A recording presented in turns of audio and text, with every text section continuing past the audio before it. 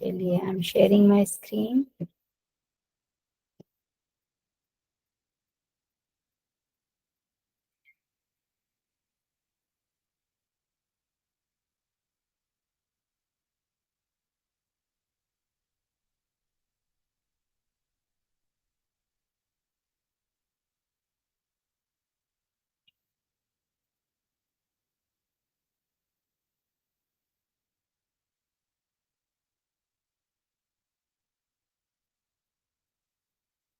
दिख रही है आपको screen? Yes ma'am. Yes ma'am. ठीक है, स्टार्टिंग से देख लेते हैं हम।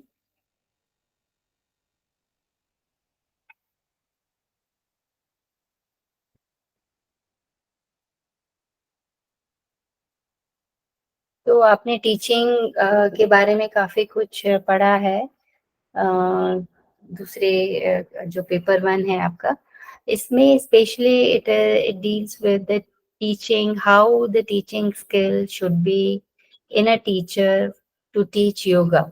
योग के लिए जो है टीचर में क्या क्या होना चाहिए और किस तरह से वो टीचिंग करेंगे, और योग में क्या क्या चीजें होती हैं जो टीचर को आना चाहिए ताकि वो अच्छी तरह से बच्चों को सिखा सके। तो उसी के बारे में ये सब्जेक्ट है। तो हम जल्दी से देख लेते हैं। इसमें इसमें कुछ मिसकंसेप्शंस हैं योगा के बारे में जो आपने पहले भी पढ़े हैं, तो इसमें हम ज़्यादा डिटेल में नहीं जाएंगे,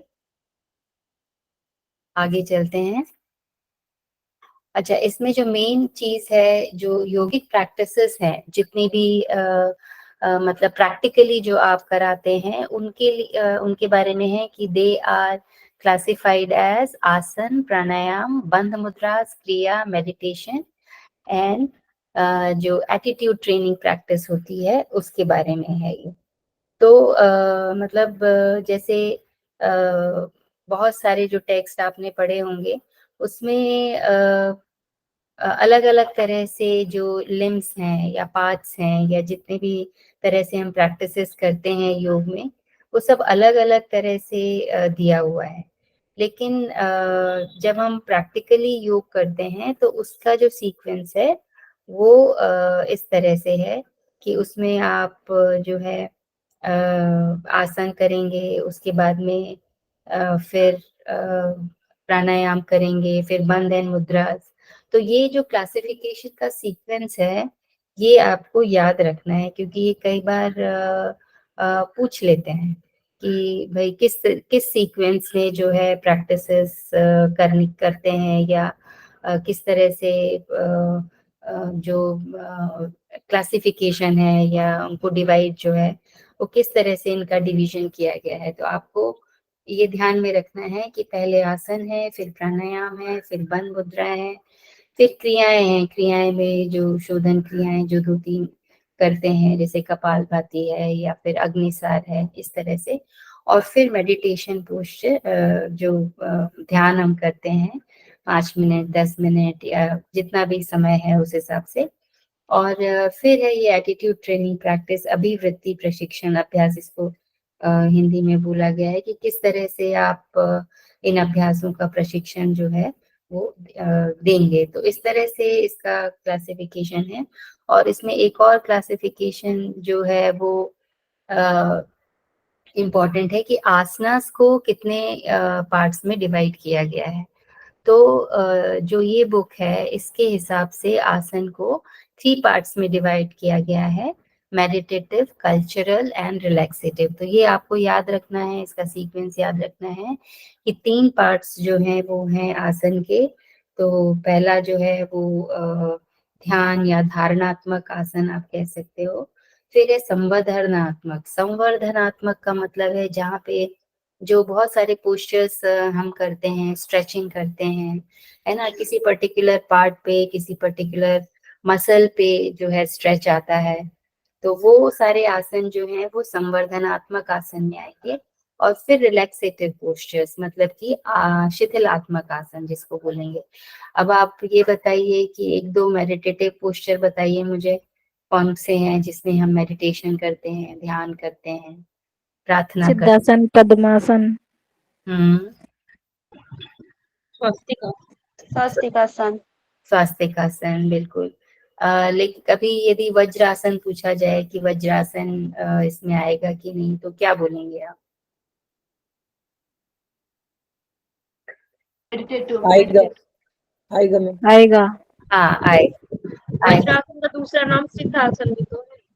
नहीं, वो एक पर्टिकुलर टेक्स्ट में एक पर्टिकुलर महर्षि के हिसाब से है, लेकिन यदि क्वेश्चन में ऐसा आता है तभी आप उसको टिक करिए, अदरवाइज मत करिए, है ना।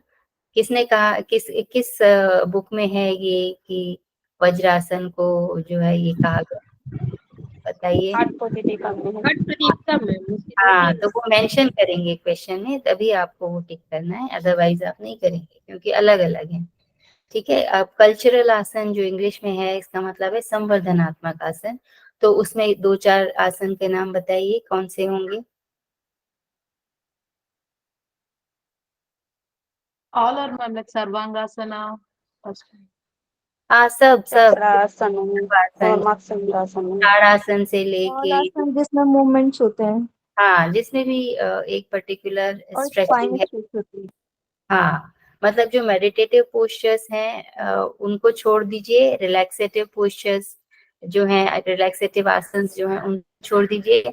उसके बाद में जितने भी आसन आते हैं वो सभी कल्चरल आसन की कैटेगरी में आएंगे। अब रिलैक्सेटिव पोस्चर्स कौन कौन से हैं शवासन, बताइए? शवासन, मकरासन, हाँ, शवासन, हाँ, शवासन है, मकरासन है, मकरासन में चाइल्ड पोज है। चाइल्ड पोज को भी कंसिडर करते हैं। पर जनरली जो है हम प्रोन पोस्चर में मकर आसन को लेते हैं और सुपाइन पोस्चर में शवासन को लेते हैं। और यदि सिटिंग वाला है तो एक शिथिल दंडासन जिसे बोलते हैं, वो जो है रिलैक्सेटिव पोस्चर्स में आता है। तो ये इसके बारे में है। फिर प्राणायाम जो है वो इसके बारे में आपको थोड़ा बहुत पता, काफ़ी चीज़ें आपने पढ़ ली हैं। तो प्राणायाम बेसिकली क्या होता है, ब्रीदिंग प्रैक्टिसेस हैं, जिसमें कि आपको होल्ड करते हैं आप, है ना। यदि आप इसकी प्री प्रैक्टिस करते हैं प्राणायाम की, तो जैसे कौन सी है प्री प्रैक्टिस, किसको बोलते हैं हम प्री प्रैक्टिस? Inhale exhale. नाड़ी शोधन, हाँ, नाड़ी शोधन, अनुलोम विलोम। हाँ, उसके पहले अनुलोम विलोम। तो अनुलोम विलोम यदि आपसे ठीक से, यदि आप उसको कंट्रोल्ड वे में कंफर्टेबल हो जाते हैं, अल्टरनेटिव नॉस्ट्रल ब्रीदिंग जो है, तब फिर आप नाड़ी शुद्धि करते हैं कुंभक के साथ में, है ना। एक नॉस्ट्रल से लिया, फिर उसको रिटेन किया, और फिर दूसरे नॉस्ट्रल से आपने छोड़ दिया, फिर उस नॉस्ट्रल से आपने फिर ब्रीदिंग किया, फिर होल्ड किया, और फिर दूसरे नॉस्ट्रल से छोड़ दिया। तो जब आप ये सब चीज़ों के में आप थोड़ा सा परफेक्शन आ जाता है, आप थोड़ा सा कंफर्टेबल हो जाते हैं, ब्रीदिंग प्रैक्टिस आपकी ठीक होने लगती है, कंसंट्रेट करते हैं आप अपने ब्रेथ पे, उसके बाद में फिर जो है कुंभक, बहुत तरह के कुंभक आपने पढ़े हैं, वो सारी चीज़ें जो हैं वो फिर हम उस प्राणायाम में सीखते हैं और फिर उनको करते हैं। तो टेक्स्ट के अकॉर्डिंगली, टेक्निकली, यौगिक जो लैंग्वेज है उसके हिसाब से पूरक, कुंभक, रेचक इसको हम कहते हैं। इनहेलेशन, फिर उसको रिटेंशन, और फिर एक्सहेलेशन। तो इस तरह से आप 2-3 चीजें इसमें याद रखेंगे। और जो टाइम रेशो है इनहेलेशन का और उसको होल्ड करने का और फिर एक्सहेलेशन का, तो वो जनरली 1:2 कॉमन बोला जाता है। पर आइडियली इट इज, क्या है आइडियली, यदि आपको थोड़ा सा परफेक्शन आ जाए उस चीज में, तो 1:4:2। हाँ, 1:4:2:2 है।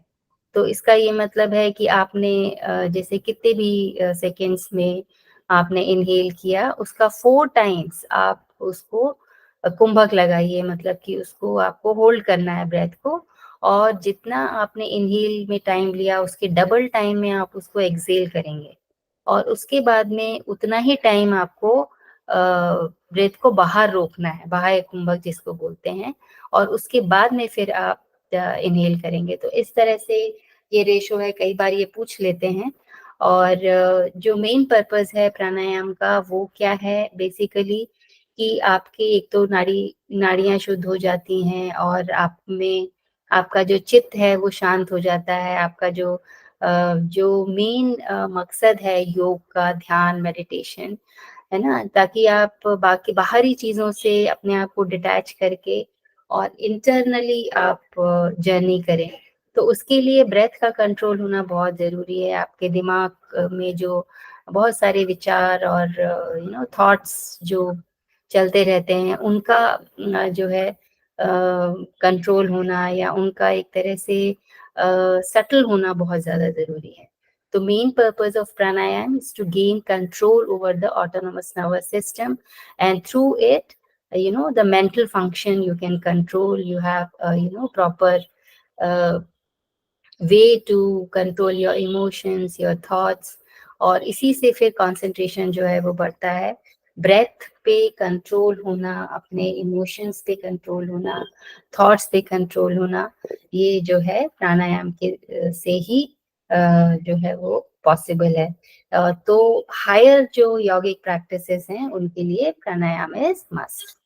तो ये चीजें आप ध्यान रखेंगे। फिर बंध और मुद्रा है, वो हम क्यों करते हैं? बंध और मुद्रा जो है वो एक्चुअली लॉक्स हैं। लॉक्स किसके लिए लॉक लगाना है? तो एनर्जी सेंटर्स को हमको, क्योंकि एनर्जी सेंटर्स क्या है बेसिकली, जो आपकी ग्लैंड्स हैं, जो आपके स्पाइन में जो जहाँ जहाँ पर बहुत सारी नर्व्स इकट्ठी हो जाती हैं, और क्योंकि बहुत सारे जम्बल्ड अप हैं, और जो ग्लैंड्स हैं वो आपकी फंक्शनिंग, आपकी बॉडी के जितने भी जो एक्टिविटीज चल रही हैं इंटरनली भी एक्सटर्नली, जो आपके सेंसेस ऑर्गन्स हैं, है ना, आपके जो थॉट्स हैं, आपका काम करने का तरीका, वो सारी चीजें, आपकी ग्रोथ, आपका डेवलपमेंट, है ना, तो ये सारी चीजें जो हैं वो आपके हार्मोन्स कंट्रोल करते हैं। तो उन हार्मोन्स को के प्रॉपर फंक्शनिंग के लिए वो ग्लैंड्स में अच्छी तरह से जो है सर्कुलेशन जाए, वो एक्टिव रहे, तो उसके लिए जो है एनर्जी चैनल्स को हमको एक्टिवेट करना पड़ता है, उसकी जो फंक्शनिंग को इम्प्रूव करने के लिए। और फंक्शनिंग इम्प्रूव कैसे होगी? जब वो पर्टिकुलर जो मसल्स हैं, या आर्टरीज हैं, या वेन्स हैं, या नर्व्स हैं, उनमें सर्कुलेशन ऑफ ब्लड और न्यूट्रिएंट्स जो है वो अच्छी तरह से पहुंचे, तभी वो काम होगी। तो उस पर्टिकुलर चैनल को एनर्जाइज करने के लिए जो है डिफरेंट तरह के बंध और मुद्रा जो है वो हम यूज करते हैं यौगिक प्रैक्टिसेस में।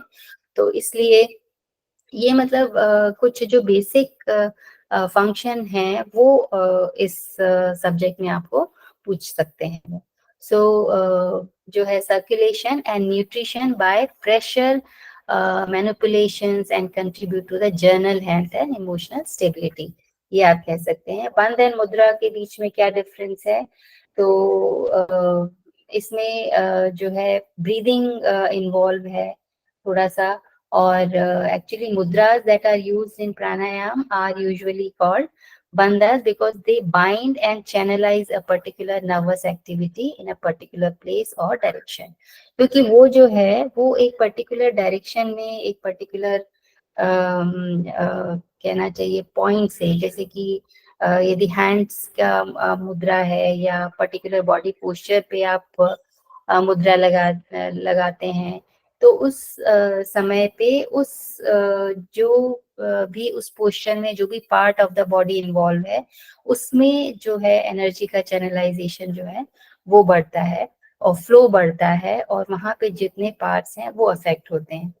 और जो बंध हम लगाते हैं, बेसिकली आपने 3 बंध पढ़े हैं, और जब तीनों लगा लेते हैं तो महाबंध हम उसको बोलते हैं। So they bind and channelize a particular nervous activity in a particular place or direction।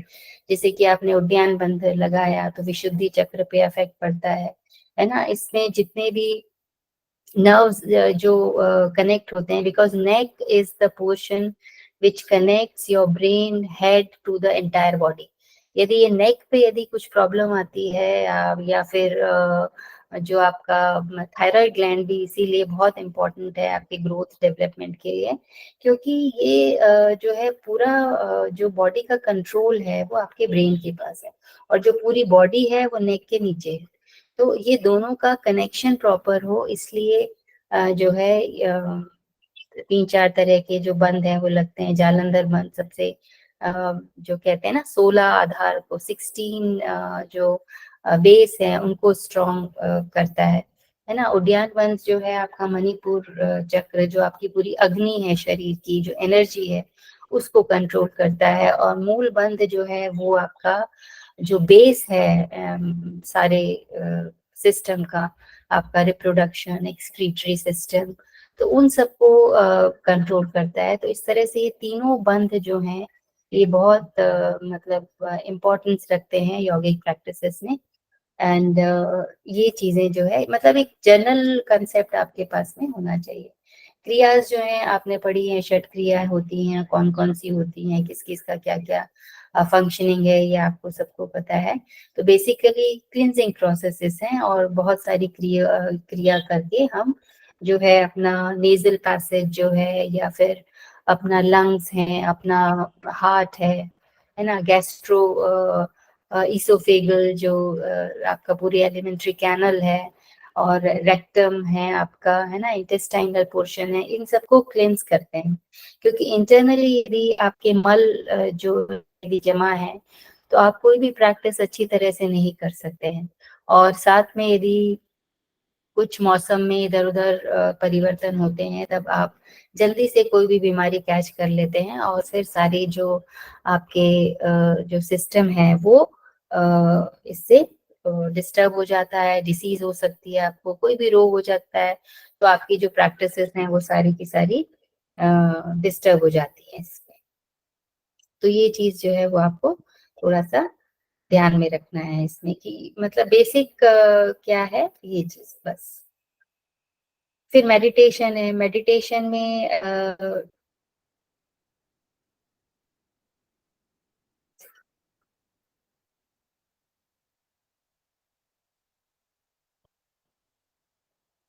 Yes, तो मेडिटेशन में क्या होगा कि जब आपने प्यूरिफिकेशन कर लिया और अच्छी तरह से, और उसके बाद में फिर आप आसन आप कर चुके हैं, मतलब आपकी बॉडी में एक स्टेबिलिटी आ गई है, एक जगह बैठने की आप में कैपेबिलिटी आ गई है, और ब्रीदिंग यदि आपकी प्रैक्टिसेस आपने की है, प्राणायाम किया है, तो आपका जो चित्त है, आपका जो मन है वो स्टेबल हो जाएगा एक जगह पर, और तब आप ध्यान कर सकते हैं। क्योंकि ध्यान से पहले हम धारणा करते हैं ना। धारणा का क्या मतलब है, किसी जगह पे एक पॉइंट पे अंदर बाहर, या जो भी फिजिकल बॉडी है, या फिर आपका आज्ञा चक्र है, आईब्रो सेंटर है, कहीं पर भी आप एक जगह अपने मन को ले जाएं।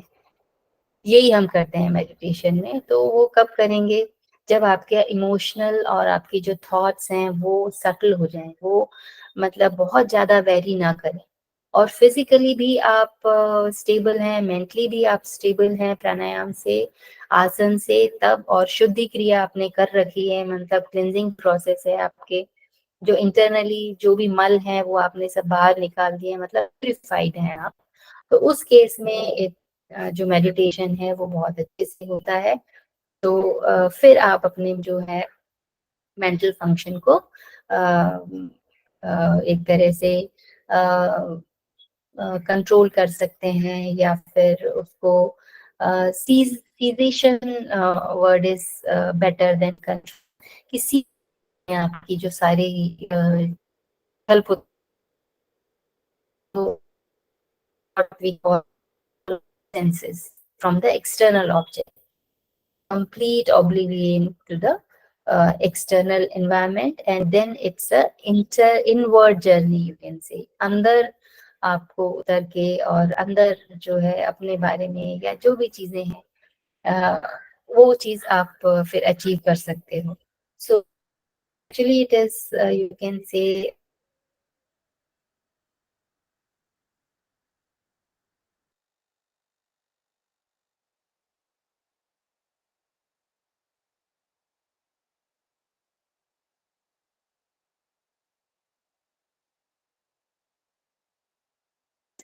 tranquilized, you can say. And then ma'am आपकी स्क्रीन विजिबल नहीं है, शेयर नहीं हो रही है अब, और वॉइस भी बहुत ब्रेक हो रही है।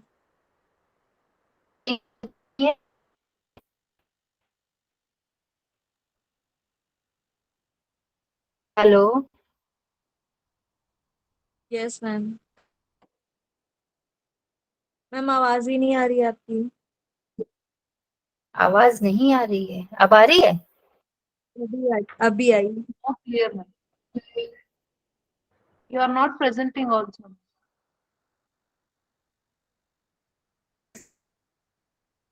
स्क्रीन भी अपने आप से स्टॉप हो गई है मैम।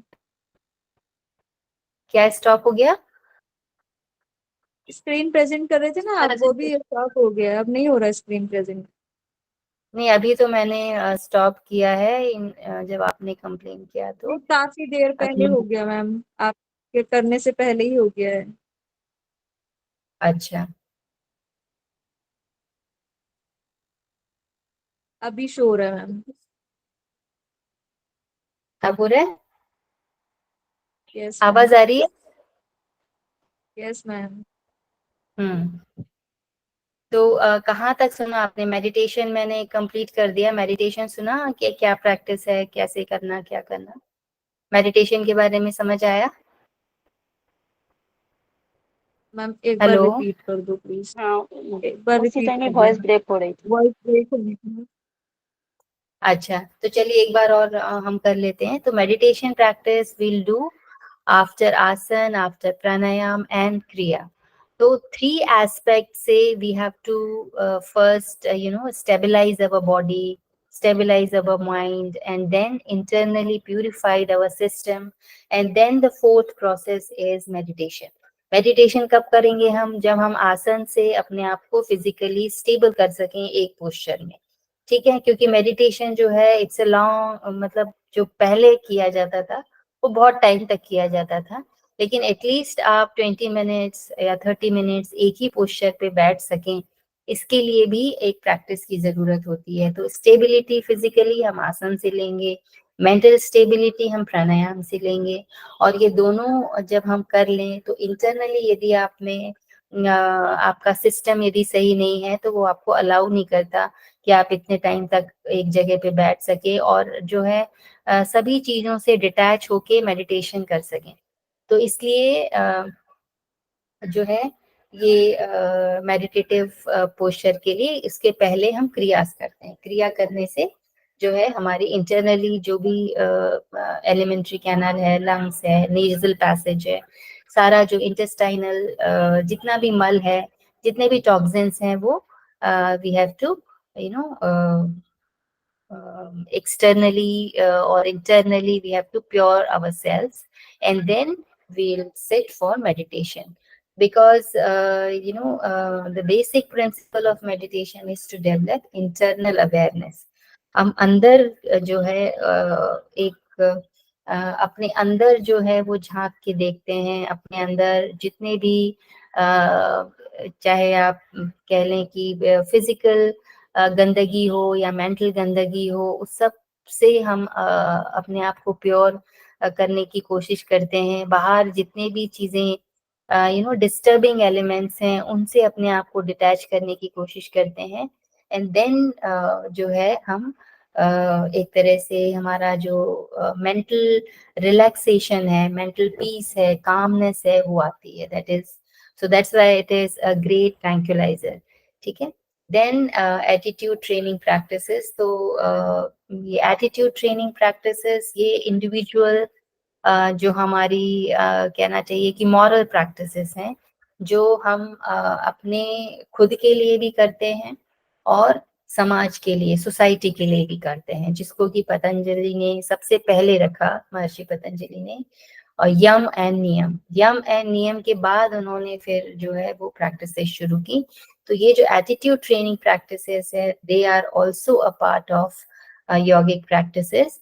तो टेक्निकली जो है उनको हम यम और नियम कहते हैं, जो कि एक तो सेल्फ imposed restrictions हैं, to govern one's behavior to form a particular attitudinal patterns, and these forms, the basis of all yogic practices. तो ये जो प्रैक्टिसेस हैं ये साइकोफिजिकल है, मतलब कि है, और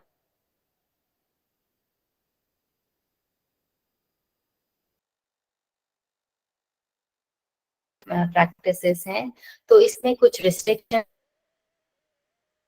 सारी चीजों से आपको अपने आप को प्योर करना पड़ता है।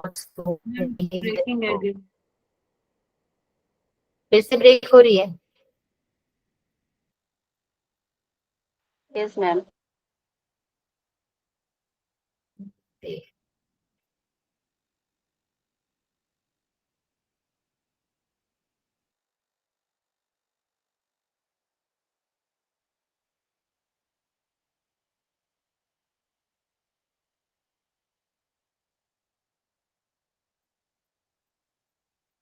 अब दिख रहा है स्क्रीन अच्छे से? आवाज आ रही है? Yes ma'am. ठीक है। तो ये जो सारी यौगिक प्रैक्टिसेस जितनी भी हमने देखी, they are complementary to each other. मतलब एक प्रैक्टिस यदि आपने अच्छे से करी तो it contributes to the its affect, contribute to the latter practices. तो जितनी प्रैक्टिसेस हम वन बाय वन करते जाएंगे, हमारा जो एम है योग करने का वो फुलफिल होता है इससे। अब ये एक और इम्पॉर्टेंट एस्पेक्ट है कि teaching is a part of educational process, and इसमें कौन कौन से फैक्टर्स हैं, ये जो फैक्टर्स हैं 6 फैक्टर्स, ये आपको याद होने चाहिए और इसका सीक्वेंस भी याद होना चाहिए। तो first is a teaching process which is it involves the various methods how to teach students, है ना। तो स्टूडेंट्स को पढ़ाएंगे तो आप किस तरह से जो है वो पढ़ाएंगे, तो उसको कहते हैं अध्यापन, है ना, कि कौन कौन सी विधियों से आप पढ़ाएंगे। फिर है लर्निंग, लर्निंग को कहते हैं अध्ययन।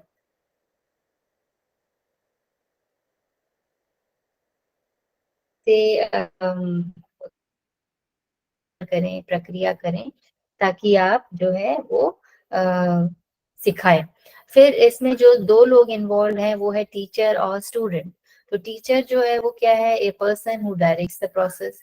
स्टूडेंट, टीचर जो है वो आपको सिखाता है, शिक्षक है आपका, अध्यापक है जो आपको निर्देशित करता है। स्टूडेंट क्या है, a person who adjust himself through the action. जो टीचर बता रहा है उसको स्टूडेंट जो है वो फॉलो करता है। फिर सब्जेक्ट ऑफ एक्टिविटी, मतलब कौन सी चीज जो है वो टीचर को पढ़ानी है, तो कंटेंट ऑफ लर्निंग जो है वो subject of activity, and then the environment around which environment the teaching process is going on, the teacher is teaching to the students। class है, open space है, क्लास जो है वो किस तरह की है, कहाँ पर है, क्या उसका क्लाइमेट है, मौसम है ना, किस तरह के बच्चे हैं। तो ये सारी जो सिचुएशन है, एक्सटर्नल जो फैक्टर्स हैं वो एनवायरनमेंट में आ जाएंगे। तो इसके डिटेल में हम नहीं जाएंगे, बस इसको आप समझ लीजिए कि ये इसका सीक्वेंस और ये सब जो है वो आपको पता होना चाहिए। फिर एक और चीज जो इम्पोर्टेंट है वो है ये आपके मेथड्स, ये मेथड ऑफ टीचिंग। तो मेथड ऑफ टीचिंग जो है वो बेसिकली तो मेन कैटेगरीज में 2 हैं। एक इंस्ट्रक्शनल मेथड है जो कि क्लासरूम टीचिंग है थ्योरेटिकल पार्ट के लिए, और एक है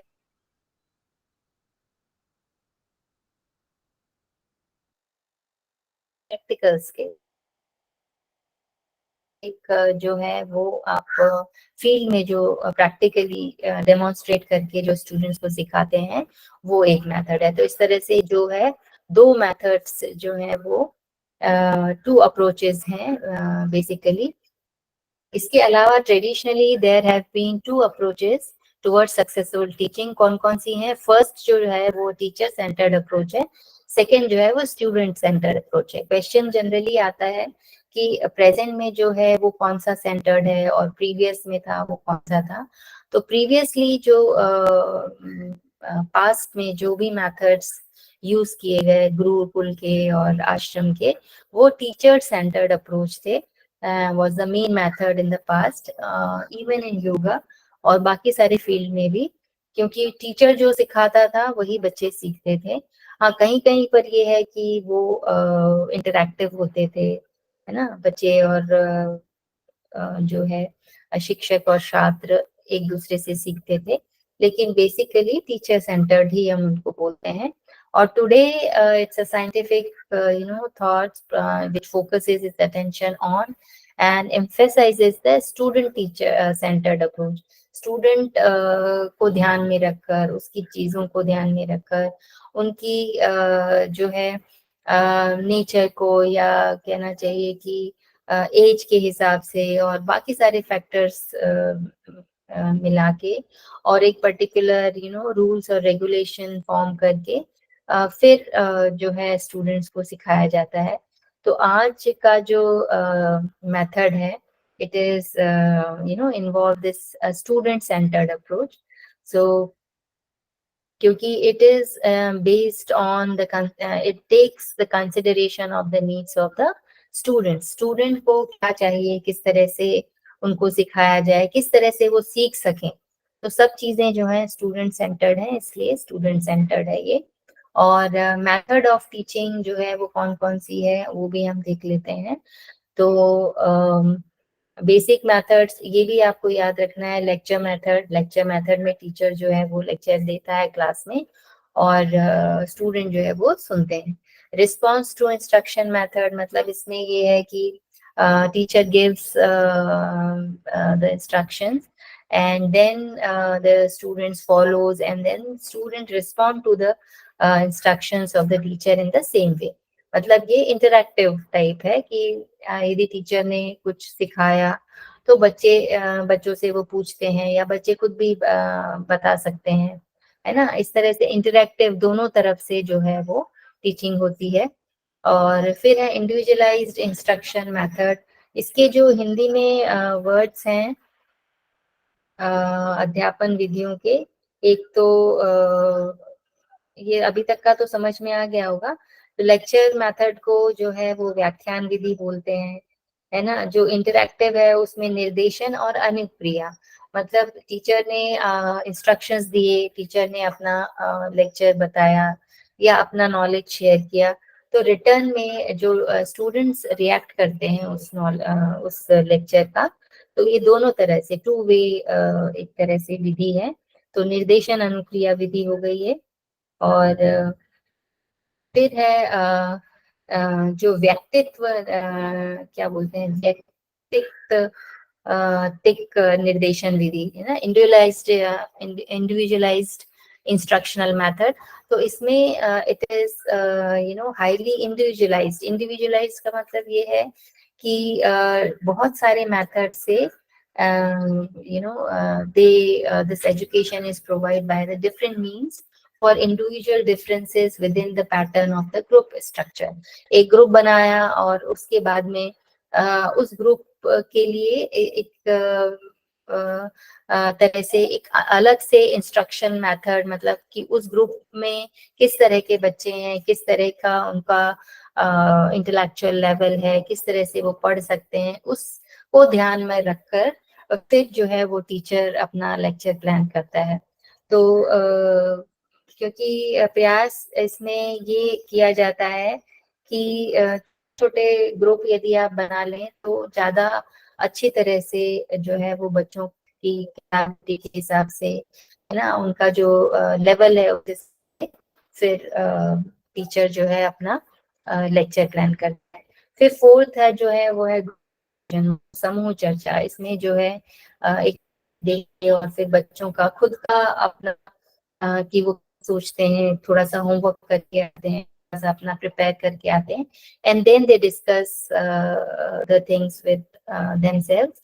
और इसका जो effectiveness of the group discussion method, it depends upon the teacher's ability to lead the discussion. और टीचर भी उनमें रहते हैं और वो फिर यदि भटकते हैं बच्चे इधर तो में अपने टॉपिक से या इधर उधर, तो वो फिर उनको वॉच करते हैं और फिर उनको एक तरह से लीड करते हैं। तो इसमें जो है स्टूडेंट्स की अपनी स्किल जो है डेवलप होती है, एक लीडरशिप की क्वालिटी आती है। तो इस तरह से। और फिर है डायरेक्टेड प्रैक्टिस मेथड। ये जितनी भी मेथड्स हैं इसके बारे में भी आपको पता होना चाहिए, और ऑर्डर, नाम पता होना चाहिए और ऑर्डर पता होना चाहिए, कितने हैं ये पता होना चाहिए। तो निर्देशित अभ्यास विधि, इसमें भी जो है इसमें डिटेल में हम नहीं जाएंगे, क्योंकि कोई भी प्रैक्टिस जब हम प्रैक्टिकली करते हैं तो उसके लिए पहले पूरा प्रोसीजर बच्चों को समझाते हैं और उसके बाद में फिर प्रैक्टिस शुरू करते हैं। प्रोजेक्ट मेथड में क्या है, प्रोजेक्ट मेथड को आप ये बोलेंगे परियोजना विधि, जिसमें कि प्रोजेक्ट दे दिए जाते हैं, कुछ टॉपिक्स दे दिए जाते हैं या फिर कुछ आसना दे दिए जाते हैं, फिर बच्चे उस पे पूरा जो है उसके बारे में पूरा डिटेल में बनाते हैं। और यदि बोला जाए कि भाई आप इसके सारे एस्पेक्ट्स को जो है वो प्रोजेक्ट के हिसाब से बनाइए और फिर जो है उसको प्रिपेयर करिए, फाइल बनाइए, और फिर ऑब्जर्वेशंस आपने लेने हैं उस पर्टिकुलर प्रैक्टिस के, और उसके बाद में आप जो है उसको प्रेजेंट करिए। तो ये प्रेजेंटेशन जो है वो सेमिनार में, कॉन्फ्रेंस में, तो इस तरह की जो यौगिक एक्टिविटीज जो हैं उस पे प्रोजेक्ट्स जो हैं वो बनाते हैं और फिर वो प्रेजेंट करते हैं। तो और डेमोन्स्ट्रेशन मेथड में क्या होता है कि जब आप प्रैक्टिकली कर रहे हैं किसी आसन को या किसी प्राणायाम को, तो फिर आप जो है उसको पहले जो है टीचर डेमोन्स्ट्रेट करते हैं अच्छी तरह से, और उसके बाद में फिर जो है स्टूडेंट्स उसको फॉलो करते हैं। क्योंकि जो सिंपल प्रैक्टिसेस हैं वो तो इजी होती हैं, लेकिन कॉम्प्लिकेटेड में स्टेप बाय स्टेप उसमें ब्रीदिंग भी इन्वॉल्व है। तो पहले टीचर अपना डेमो देते हैं, है ना, और उसके बाद में जो है वो डायरेक्शन देते हैं और फिर स्टूडेंट्स जो है उसको परफॉर्म करते हैं। तो इस जो विधि को कहेंगे हम प्रदर्शन विधि। तो इस तरह से ये है। और क्या क्या चीजें इन्फ्लुएंस करती हैं, कौन कौन से मेथड हैं, तो उसको आप देख लीजिए। ये इतना वो नहीं है कि इसमें कंटेंट होना चाहिए, प्रीवियस बैकग्राउंड जो है एक्सपीरियंस ऑफ द स्टूडेंट होना चाहिए, फिर टीचर इसमें इन्वॉल्व होते हैं तो टीचर कैसा होना चाहिए, है ना, फैसिलिटीज जो एक टीचिंग लर्निंग टीचिंग और मतलब टीचर और स्टूडेंट कहाँ पे बैठे हैं, किस माहौल में वो जो है टीचिंग हो रही है, बच्चे किस तरह के हैं, तो ये सारी जो चीजें हैं, इंफ्रास्ट्रक्चर कैसा है, तो ये सब चीजें। और यदि आप प्रैक्टिस कर रहे हैं तो हॉल में कर रहे हैं, बाहर कर रहे हैं, बाहर का एनवायरनमेंट कैसा है, तो ये सारी चीजें जो है वो उसमें देखी जाती हैं। फिर यदि आप प्यूरिफिकेशन प्रोसेस कर रहे हैं तो उसके लिए वहाँ पे सामान है कि नहीं है, ना, मतलब जो भी आपको रिसोर्सेस चाहिए वो वहाँ पे हैं या नहीं है, एटमॉस्फेयर कैसा है, ये सारी फैसिलिटीज में आ जाएगी। साइंटिफिक प्रिंसिपल्स, मतलब कि इसमें क्योंकि इफेक्टिव टीचिंग के लिए आपको, क्योंकि ये यौगिक प्रैक्टिसेस हैं, इसमें थ्योरी जितनी जरूरी है प्रैक्टिकल भी उतना ही जरूरी है। और प्रैक्टिकल में आपका बॉडी इन्वॉल्व है, बॉडी में आपका एनाटॉमी है, फिजियोलॉजी है, साइकोलॉजी है, तो ये सारी चीजें जो है एक साइंटिफिक अप्रोच है, मतलब किसी भी चीज का, because they are all stream of science. तो आपका जब सारी चीजें के बारे में आपको नॉलेज होगा, तभी जो है प्रैक्टिस और कोई भी चीजें आप अच्छी तरह से कर सकते हो। फिर सोर्सेस ऑफ टीचिंग मेथड्स, तो इसमें भी कुछ कुछ चीजें हैं। अब ये कॉमन सी चीजें हैं, यौगिक प्रिंसिपल्स एंड ऑल, ये सब आपने बहुत पहले पढ़ रखी हैं, तो ये आप देख लीजिए। मेन मेन चीजें हम जो है वो देख लेते हैं।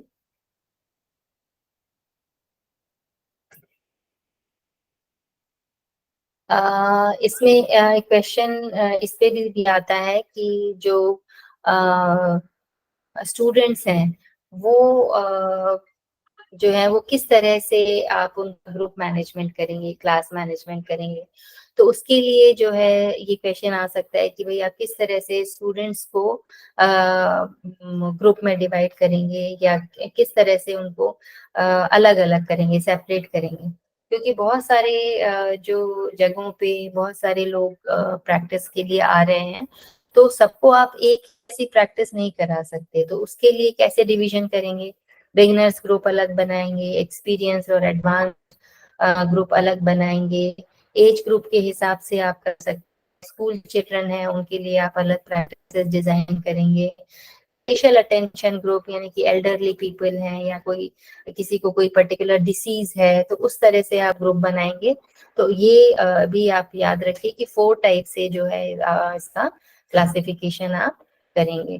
फिर ये सिटिंग अरेंजमेंट जो है वो आता है फॉर्मेशन के लिए, कि किस तरह से आप स्टूडेंट्स को बिठाएंगे, लाइन में बिठाएंगे, इस तरह से साइड में स्टूडेंट्स का होता है। ये आपका हाफ मून वाला है और एक इस तरह से होता है। तो ये चीजें बेसिकली पता होना चाहिए कि किस किस तरह से जो है स्टूडेंट्स और टीचर के बीच में कैसा डिस्टेंस होना चाहिए और कैसे वो आप अरेंज करेंगे क्लास को।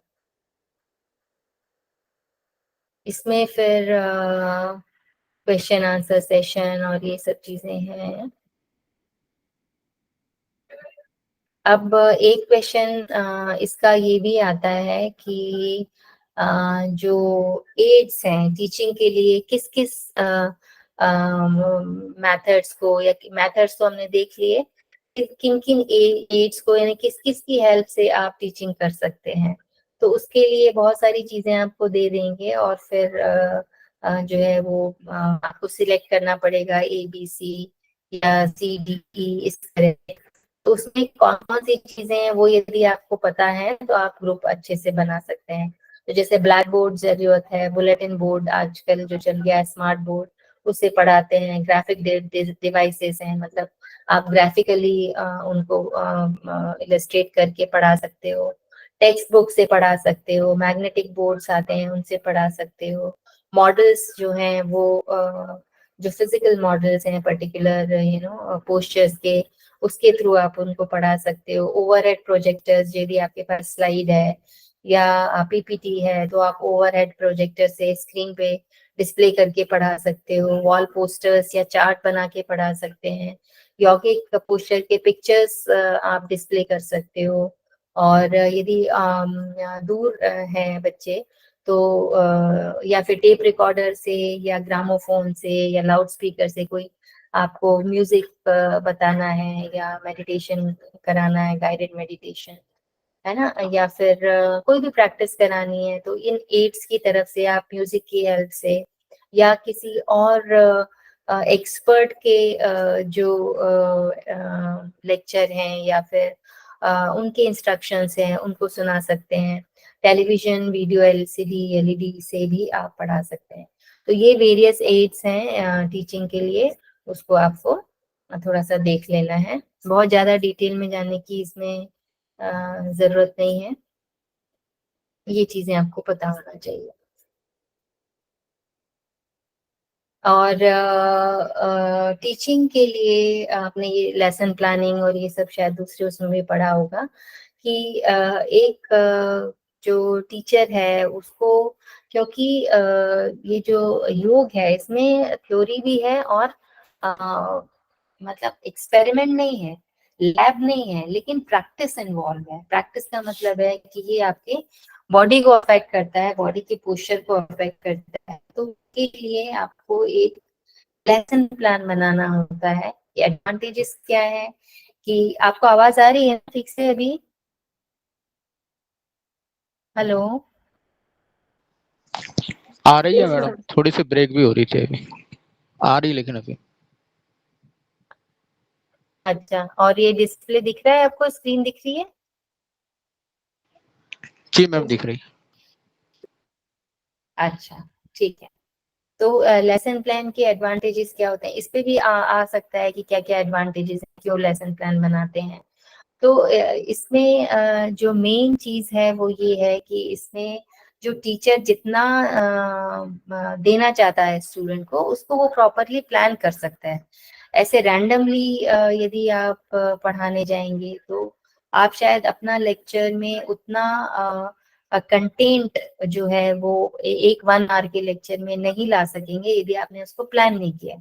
So that's why whatever you are thinking, whatever you want to share with your students, तो उसको एक ऑर्गेनाइज्ड वे में आपको लिखना और फिर उसके बाद में उनको समझाना वो इजी रहता है, तो इसके लिए प्लानिंग की जरूरत है।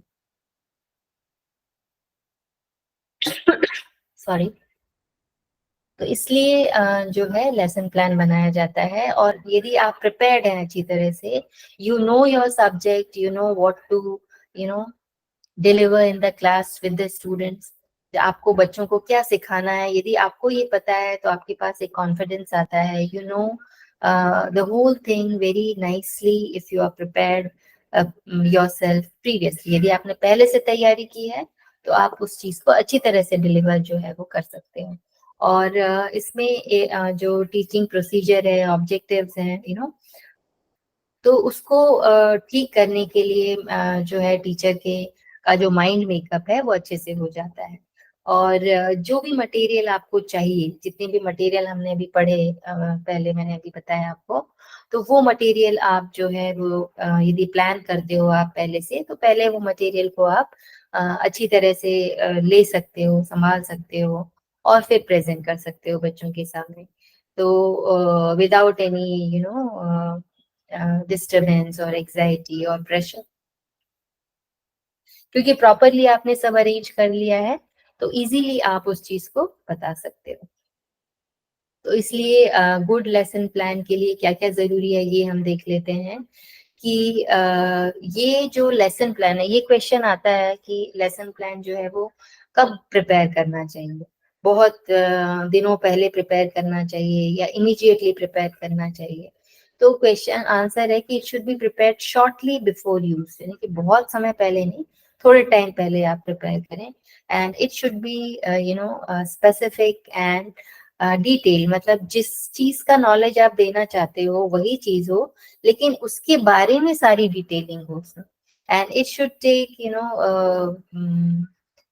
इंडिविजुअल डिफरेंसेस जो हैं वो भी आप उसमें शामिल कर सकते हो। उसमें ये इंक्लूड करना चाहिए स्टेटमेंट, यानी कि क्या ऑब्जेक्टिव है इस लेसन का, है ना, क्या मटेरियल आपने यूज किया, फिर किस तरह से आप उसको डिस्क्राइब करेंगे, किस मेथड को आप यूज करेंगे उसमें। तो और आपने जैसे आप क्लास ले रहे हैं तो पहले आपने क्या पढ़ाया, फिर आज आप क्या पढ़ाने वाले हो, फिर नेक्स्ट क्लास में आप क्या पढ़ाओगे, उसका भी थोड़ा सा उसमें कंटेंट आपको डालना पड़ेगा। और उसके बाद में जो है टीचर जो है वो स्टूडेंट से भी थोड़ा सा इंटरेक्ट कर सकते हैं उसके बारे में। तो ये सारी चीजें हैं। और जो गाइडलाइंस हैं वो for conducting yoga lesson successfully, उसके लिए है एटमॉस्फेयर अच्छा होना चाहिए। इंट्रोडक्शन टू द प्रैक्टिस, जो भी प्रैक्टिस आप करा रहे हो उसके लिए आप पहले बच्चों को बताओगे कि हम आज ये करने वाले हैं, कल हमने ये किया था, आज हम ये करने वाले हैं, तो इसमें हम किस चीज पे फोकस करेंगे, क्यों इसको करना है, किस चीज पे ये अफेक्ट डालेगा, एक तरह से पूरा पहले थ्योरेटिकली आप उनको प्रिपेयर करोगे मेंटली कि भाई हम ये करेंगे। तो उससे एक माहौल बनता है, और एक प्रिपरेटरी एक तरह से प्रैक्टिस है ये।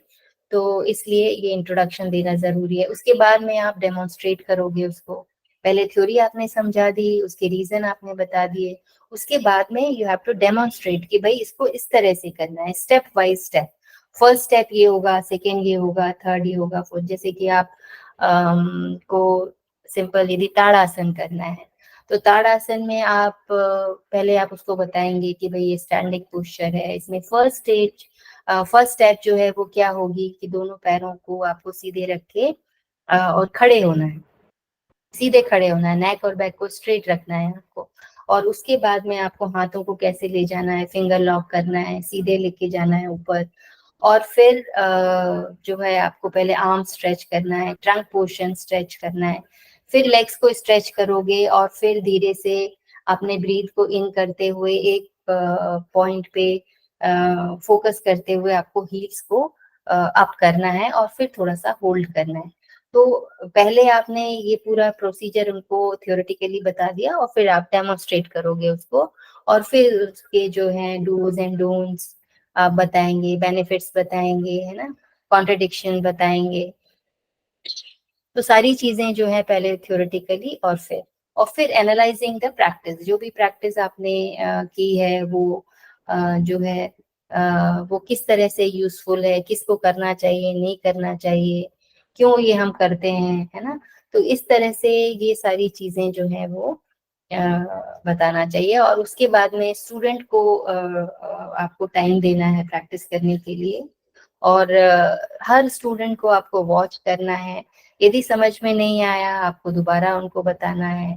फिर आप ग्रुप बना के उनकी प्रैक्टिस करा सकते हैं, जिसमें एक बच्चा जो है वो ठीक से कर रहा है, जो दो तीन नहीं कर रहे हैं, तो वो आपस में भी आप ग्रुप बना देंगे तो वो आपस में ही कलेक्टिव पार्टिसिपेशन से वो अच्छी तरह से प्रैक्टिस जो है वो करेंगे। और फिर मिस्टेक्स को आपको करेक्ट करना है, इंस्ट्रक्शंस देना है ना।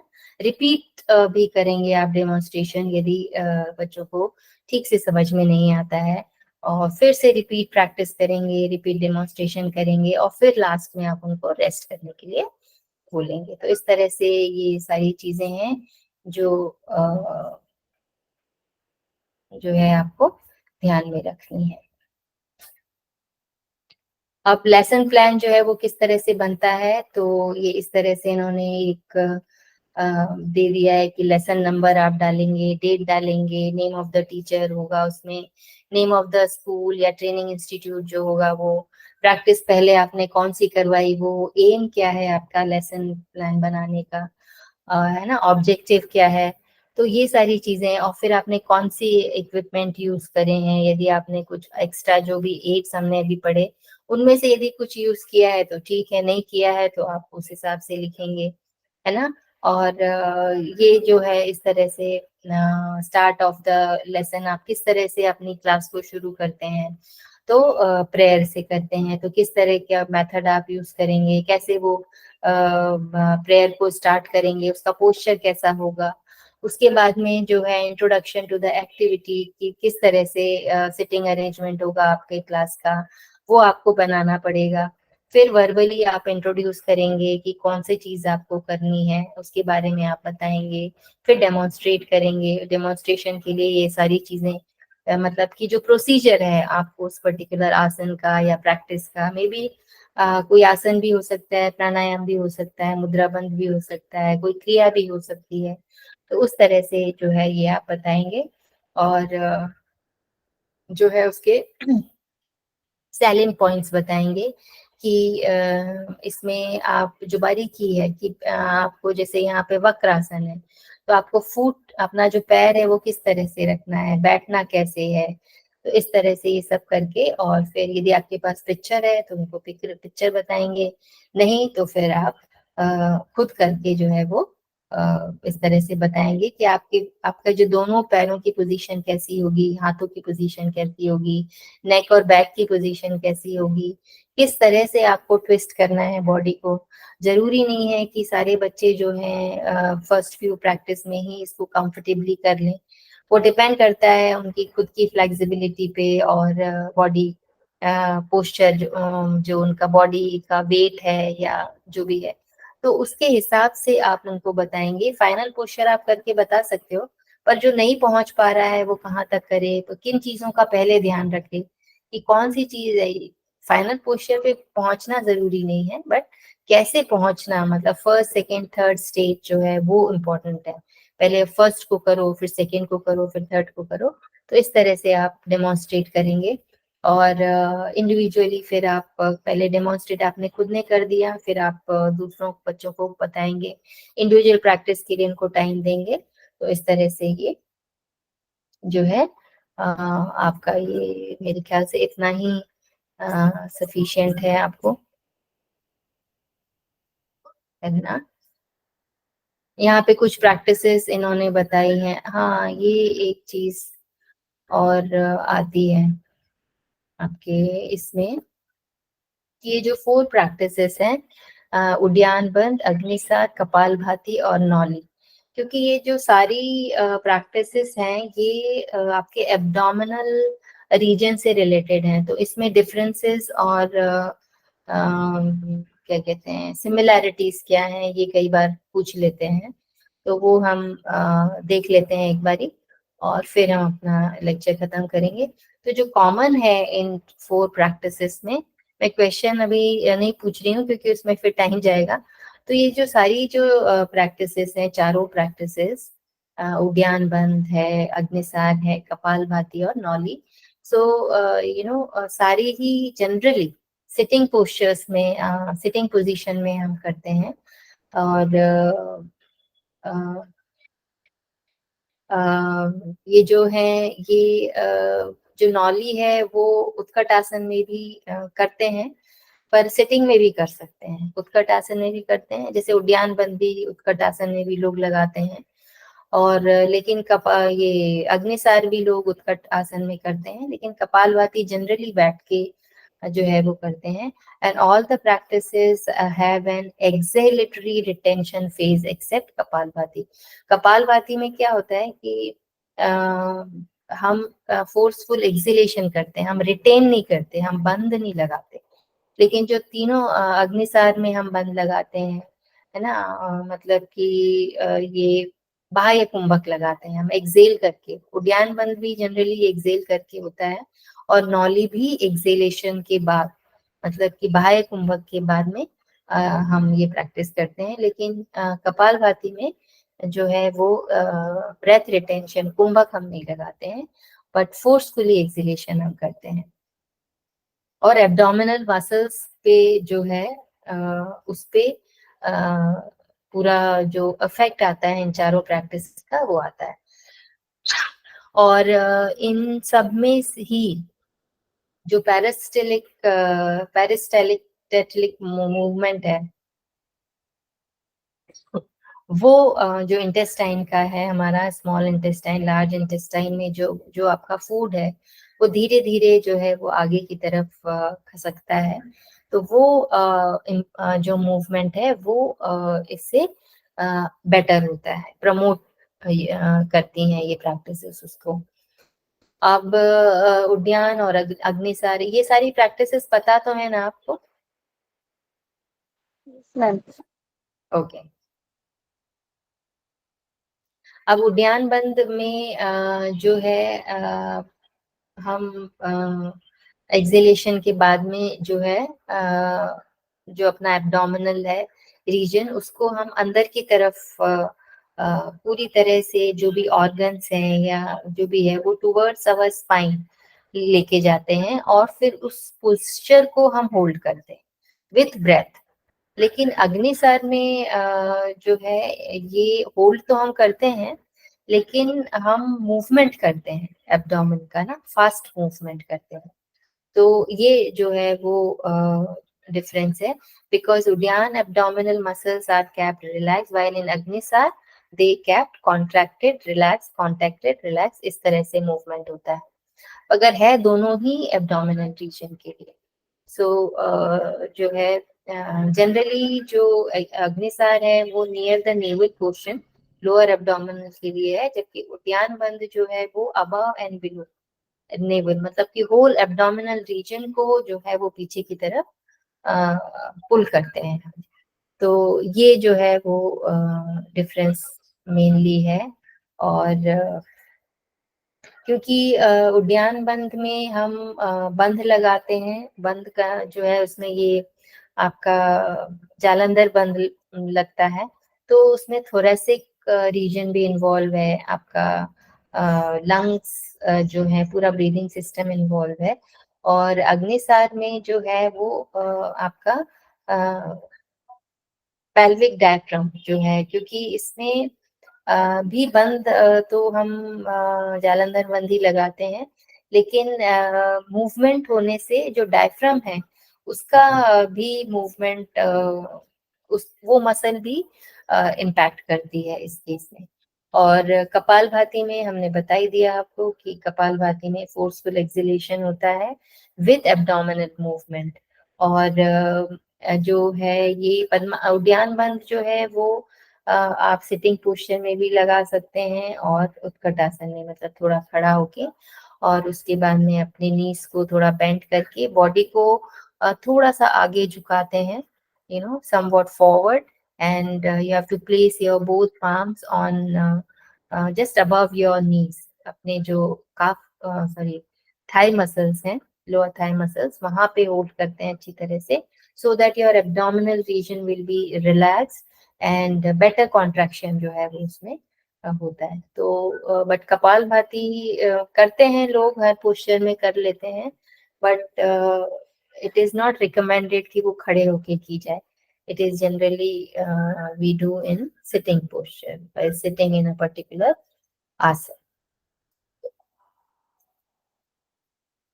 नौली में जो है वो खड़े होके भी होती है और बैठ के भी होती है, और इसमें भी हम ब्रेथ रिटेंशन करते हैं, और मतलब इसमें नौली के लिए ये कहा जाता है कि it's better to be expert in Udyan Bandh, then you do Noli. Because in Noli, you have to, again, you have to bring your whole navel region, you have to pull inward, and then the whole abdominal organs to muscles, you can say, to the left, to the center, and to the right side. And then you have to move all those muscles in a particular way. Okay? Clockwise और anti clockwise, जिसको बोला है भ्रमर knoll. तो वो आप तभी कर सकते हो जब when you are very much perfect in uddiyana बात। तो ये जो है वो डिफरेंसेस हैं और सिमिलैरिटीज हैं, तो ये आप देख लेंगे। बस इतना ही मुझे लगता है इट इज सफिशिएंट।